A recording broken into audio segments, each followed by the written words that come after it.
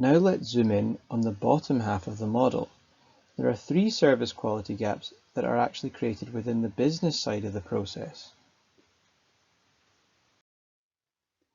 Before we get into this in more detail, let's remember that for the vast majority of scenarios we would apply this model to, we are talking about a business that already exists, like a restaurant that is busy with customers 7 days a week, or a car mechanic that has cars coming and going and phone calls flying in all hours of the day. So while the model looks quite neat, and we could think that it must be easy to take time to understand our customers and properly match our services to their expectations, we are discussing a dynamic environment. David Garvin, 1983, described it like this, quote, "It's one thing to say that management believe in defect-free products. It's quite another to take time from that busy schedule to act on the belief and stay informed." Unquote. Thus, he's outlining the continual challenge of staying in tune with your market and responding to their needs as you understand them, whilst keeping your business running. So with that in mind, let's look at gap number 2 at the bottom of the slide. Gap 2 is about how those interpretations of the consumer are taken and used in the design of a service product. If we take the example used in the paper, it might not be as simple as the gap being about understanding our perceptions. It may not be commercially viable for a business to incorporate certain things they have understood about their customer expectations, like for example, when a servicing business understands that during hot summer months, customers want quick response times for requests for servicing, say, air conditioners or lawnmowers. But this is the time of the year when the staff want to take their holidays, so the high demand cannot be met.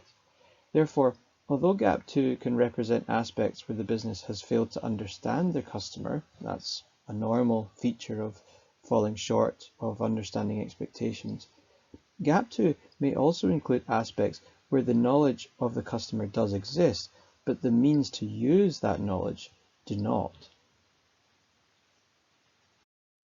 So Gap 2 was about service design. Gap 3 is about service delivery.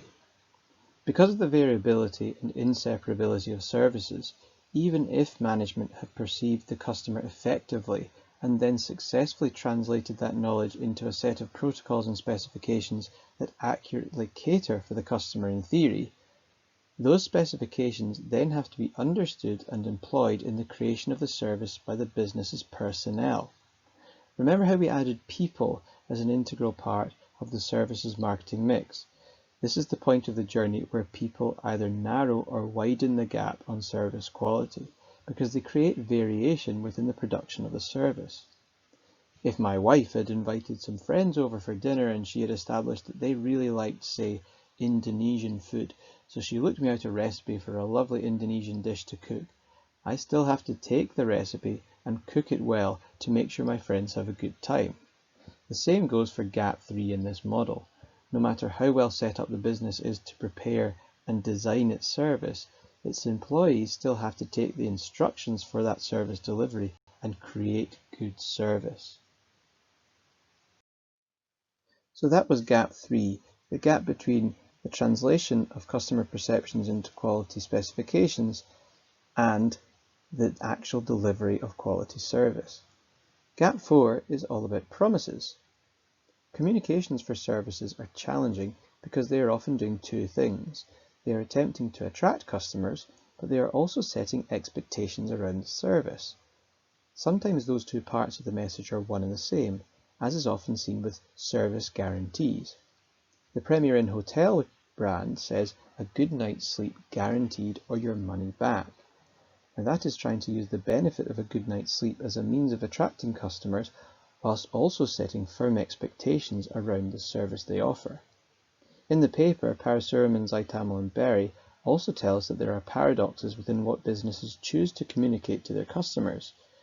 They found that businesses believe that evidence of their service quality specifications, for example, how in a bank the staff member will be getting prompts and directions about the service interaction on the screen in front of them, businesses believe that evidence of these quality specifications are negative whereas customers are found to actually quite like the fact that they see evidence that the business is taking strategic steps to deliver good service, and they would like it if the business has communicated these details.